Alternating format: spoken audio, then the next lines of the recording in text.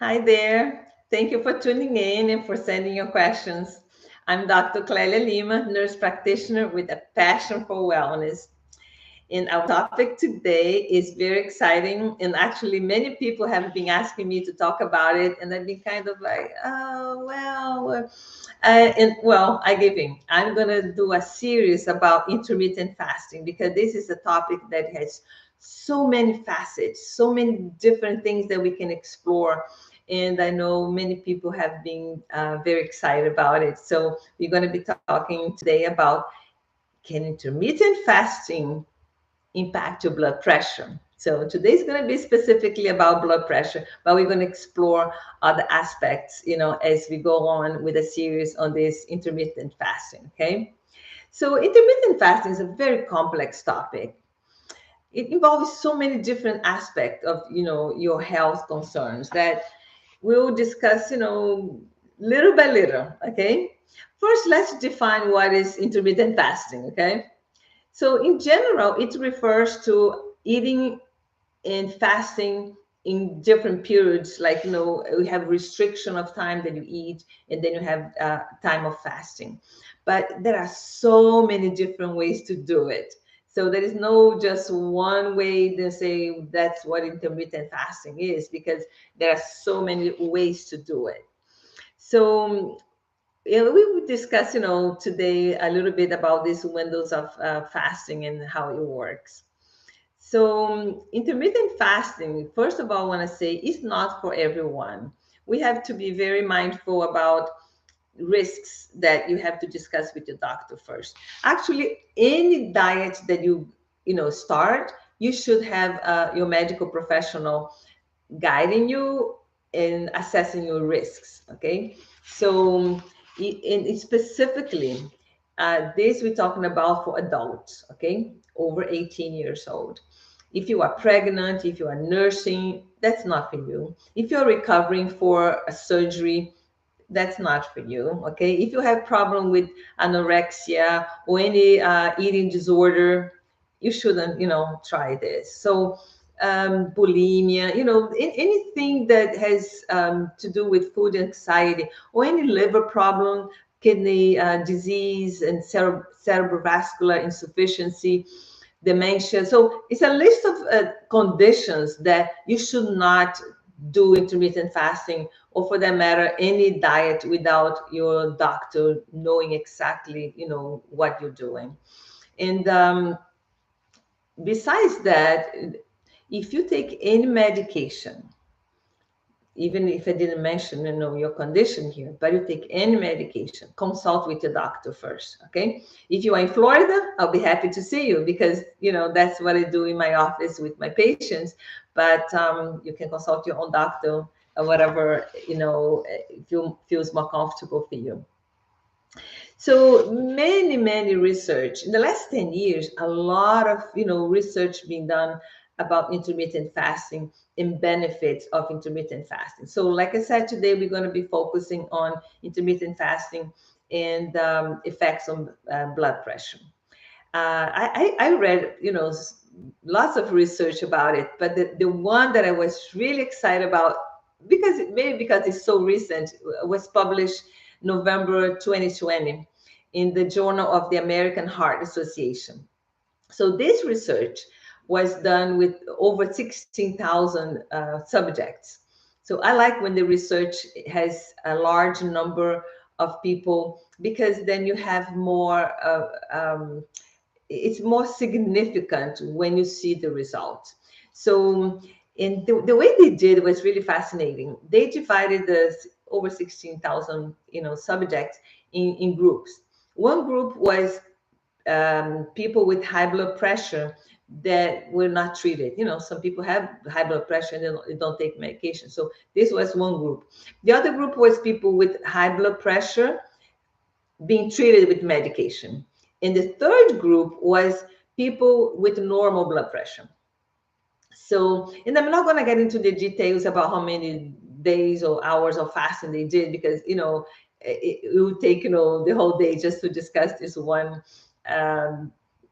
study. So we will just, do in general. And they want to see the effects of fasting on blood pressure. So the result they had was very variable because, they had different ages, different conditions, and all of that. But across the board, they saw the benefit of fasting for all three groups. The people that had high blood pressure and they had no medication, they were able to bring the blood pressure to the normal levels. The people with high blood pressure that had been on medication, they were able to get better control. Some of them decreased the dosage of the medications they were taking, and some of them were taking off the medication for blood pressure because they were controlled without medication. So that's really fascinating. And one caveat that I really got excited when I read it was about the group that had normal blood pressure. In that normal group, probably the control group, right? Some women, they had low blood pressure, like hundreds, low hundreds. And for those people, the benefit was to have the blood pressure better. So they were like higher 110s, 120s. So like, whoa, even, it's not like going down, down, down, it's controlling the blood pressure. And as you know, high blood pressure is if you have the higher number over 90. So ideally, you would have around 120 over 80, or even 110 over 70 without medication is really, a good blood pressure. On the side, high blood pressure, it's really uncontrolled high blood pressure. It's really a high risk for heart attacks, strokes. You can lose your kidneys, you can lose your vision. So many things that you can have blood pressure affecting if you don't treat. So it's very important that you check your blood pressure. And if you don't have, problem with blood pressure, it's still get a blood pressure machine and check your blood pressure once in a while, because sometimes you may not go to the doctor too often, or if you don't measure your blood pressure, you may have high blood pressure without knowing. And there is one thing that says high blood pressure is the silent killer, because most people don't have any symptoms. So they think everything's okay. Next thing they know, they have some, dysfunction or other problems that could be life-threatening. So make sure that you check your blood pressure. And in that study as well, one of the things that we know is the first line of treatment for high blood pressure is lifestyle. So besides the intermittent fasting, those people, they were exercising, they were with stress, control, they had good sleep, and they also were encouraged not to smoke and not much alcohol. So controlling the weight was a consequence because the intermittent fasting helped them to lose some weight as well. So that's very encouraging when we see a very robust study like that one with those results that are very encouraging. So the science behind it is basically the insulin resistance is associated with high blood pressure, because the insulin is what makes the blood vessels dilate, and the high blood pressure is the opposite, right? When the blood vessels are strict. And if you have insulin resistance, you're going to have more the vasal constriction, increasing the blood pressure. So, and then we're going to have a talk exclusive about the insulin and the insulin resistance, and how intermittent fasting can help tremendously with that. So basically, you will see the benefits right away because you have a better control of the insulin. Also, it helps control your hormones. And some of the or some of the blood pressure medications, they act exactly on this pathway. So when you have the intermittent fasting, you're actually mimicking some of the blood pressure medication effect. Or let's say the other way around, right? Because that's the normal body physiology.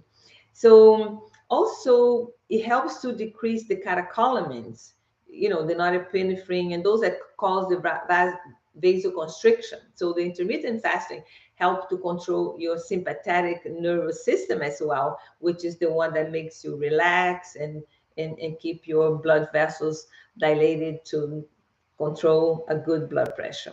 So if you think about it, the way we eat, it wasn't like that in the primal age, right? The human race survived hunting and farming. So way back when we didn't have facility to have so much food available, the humans didn't eat like we eat now. You have to eat 3 times a day because it's time. You don't eat because you need to eat. You eat because the clock is telling you, oh, it's time to have breakfast, it's time to have lunch, it's time to have dinner. And we don't have a knowledge of our own body to say, do I need to eat? Am I hungry? So way back, humans didn't eat like we eat now. If they hunt, they have, the prey, they eat, they feast. And then maybe for a few days they have to wait for the next time they have another hunt to successful, right? And if they farm some parts of the planet, winter is very, fierce, and you don't have any plants in the winter. So the body storage, the fat tissues had enough storage of energy for the days that they couldn't eat. But now we are just, eating. And unfortunately, usually we're eating the wrong foods.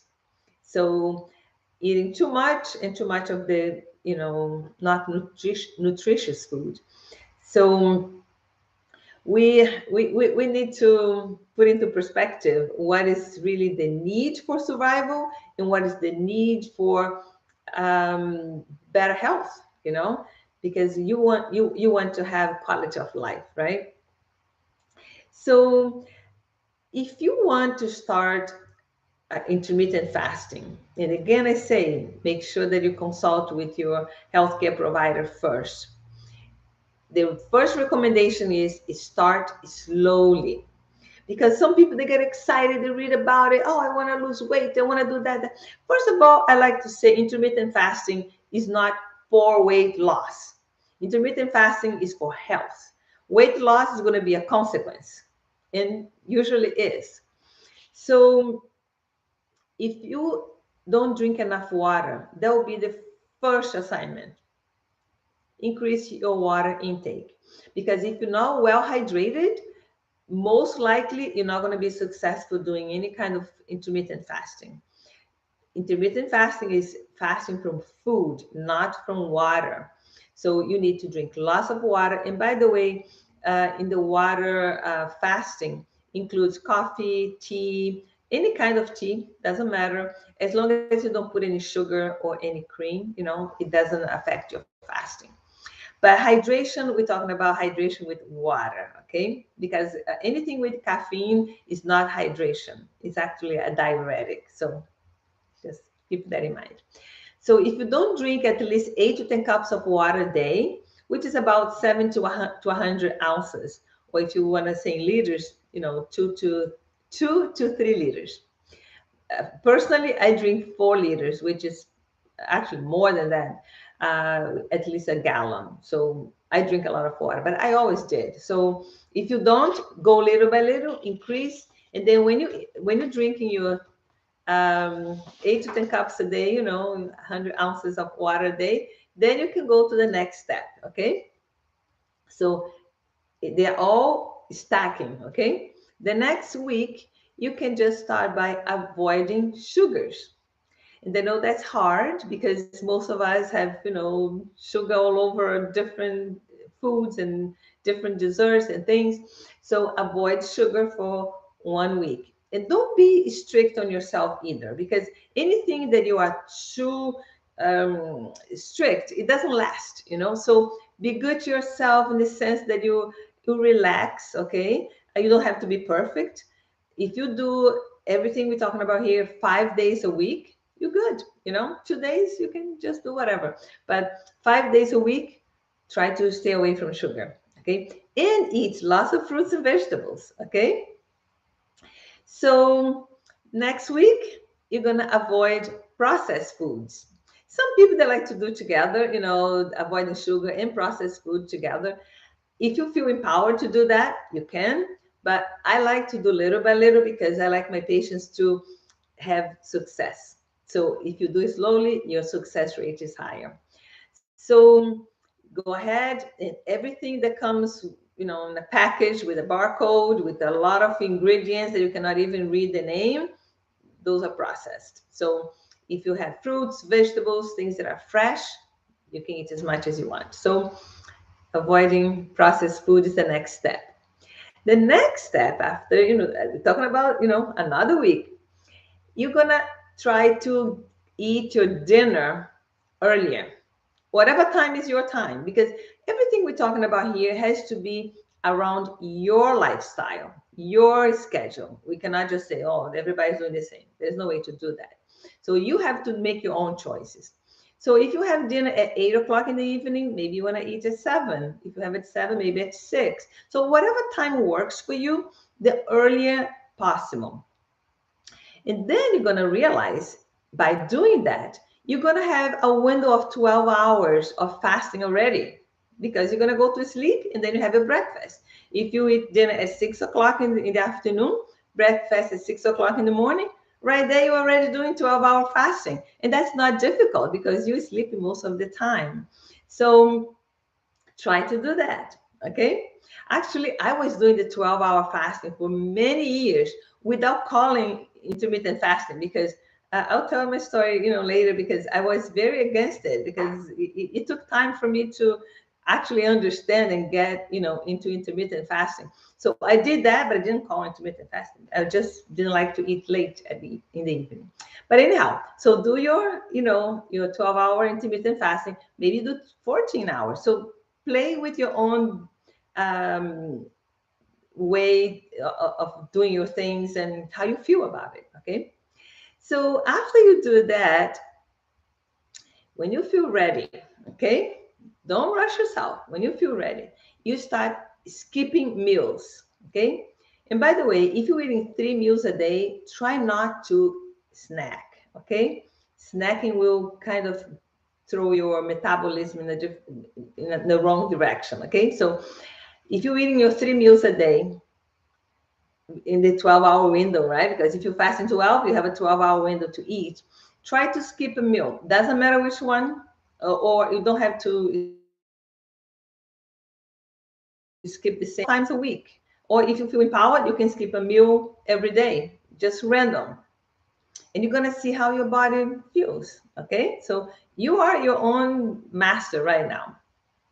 After you do, skipping meals, you're gonna try to eat 2 meals a day. Okay, you're already skipping, right? So you're gonna try to eat 2 meals a day in a window. And then that window, you can start little by little too. And we recommend that you do little by little. So you can start doing the 8 hours eating, 16 hours fasting. Okay, so instead of 12, you're gonna stretch to 16. Okay, and again, you can go 14, 15. You can do, even slower. But if you have yourself, set for a window of eating within 8 hours, and again, doesn't matter which 8 hours, you can, shift whatever is more convenient. Many people like to have that window with dinner because it's more social, because you have a family meal together and all of that. But whatever works for you. So you're eating in a window of 8 hours, 2 meals, and then you have six, 8, and then you have 18 hours, right? So, no, I'm sorry. You're eating with 8, and then you have your fasting 16. And then you're going to go to the next level, which is 6 hours, 18 hours fasting. So you kind of is squeezing that window, okay? So you're doing 6 hours, 2 meals, and then you have 18 hours fasting. When you're doing that, and then you're gonna see how your body is telling you. You can do that once a week, every other day, 3 times a week. So until you can do that for 5 days a week. If you get to 5 days a week doing the wind of 6 hours eating, 2 meals, and 18 hours fasting, and you're doing good, okay? 5 days a week, you're doing that restrict eating, 2 meals within 6 hours, fasting 18. Then you're ready for the next level. The next level is a 24-hour fasting. And remember, it's a water fasting. You drink as much water as you want, your coffee, tea, all good. But you're going to eat 1 meal and you're going to go 24-hour fasting. By that time, your body's going to be so conditioned to get energy from your resources. You're going to start losing weight. You're going to start feeling more focused. You're going to start having more energy. You can exercise as you're doing that, because you're going to feel like doing it, because you're going to be energized. So you can do the 24-hour once a week, and then you continue to do the restriction 618. And then you're going to feel more empowered. You may do the 24-hour twice a week, every other day, 3 times a week. I got to the point that I was doing 5 times a week, the 24-hour, but my doctor told me not to do too much, because I was losing too much weight. So now I'm doing 3 times a week, 24 hours, and the other 2 times 16, 18 hours fasting. And weekends, sometimes I do, sometimes I don't. So again, each one is going to be different. So do your own, how you feel comfortable. Okay. So you can do the 24-hour 5 times a week if you need to lose weight, and that would be amazing how you're going to feel. Because the worst about diet is that you feel miserable, you feel tired, you feel like in the bad mood. And when you do this kind of fasting, it's empowering, because you are deciding for yourself. We're giving here general rule, and if you have a doctor following you, it's going to be a plan that you make together. So nobody's going to tell you what to do. You're going to be the one listening to your body and doing the things that are healthy and beneficial for your health. So it's good to not to be so you don't need to be perfect. Okay, you can relax. If you fall off the wagon here and there, it's okay too. You can always go back. So be good to yourself and relax as you're doing it. Have fun and just enjoy the journey. So another thing that people ask me, what about salt? Because blood pressure and salt, you have to restrict the salt. In this intermittent fasting, you don't need to restrict salt, because you're not eating the processed foods. So that's another plus. You have delicious food, well seasoned. And another thing is, you don't have a restriction of calories. When you eat your meal, actually, we recommend that you eat a healthy meal, uh, protein, vegetables, and nuts, and all the good nutritious, because you're eating just one meal. You don't have to be counting calories, nothing like that. And again, you're going to have so much consciousness about healthy choices that I'm sure you're not going to be eating, hamburgers and French fries for your one meal. You're going to have that nutritious, good meal. But you can do pretty much whatever you want, because that's you're going to have benefit regardless. So um, I'm just going to share with you something personal. I usually don't like to say much, personal things, but last year, my father passed away, and I had some uh, stress with personal issues, and I ended up with blood pressure medication, which I was not even surprised, because I have the genetics. My familial composition is all with high blood pressure. So okay, I have to take high blood pressure medication. It's okay. But just fast forward, I've been off blood pressure medication for 2 months now, and all thanks to intermittent fasting and all the benefits of regulating my metabolism, my hormones, and my whole process. So for me to be off blood pressure medication, and luckily I was on medication just for a few months, but I have seen other patients, getting off medications for blood pressure too. And that's just like amazing. So many benefits that I am so excited, and I'm excited to share with you. And we're going to be doing more of this, series, because many people have been asking, and we want to make sure that everybody is have the knowledge. And you can talk to your doctor. If your doctor is not knowledgeable on intermittent fasting, you can always ask for to check, your labs, and just telling them what you're doing, just to make sure that you are safe. Okay, we're gonna end for today. Please subscribe to my YouTube channel, like my videos, and share with your friends. Okay, see you next Tuesday for another live Q&A. Keep moving towards your best self. Be healthy and feel well.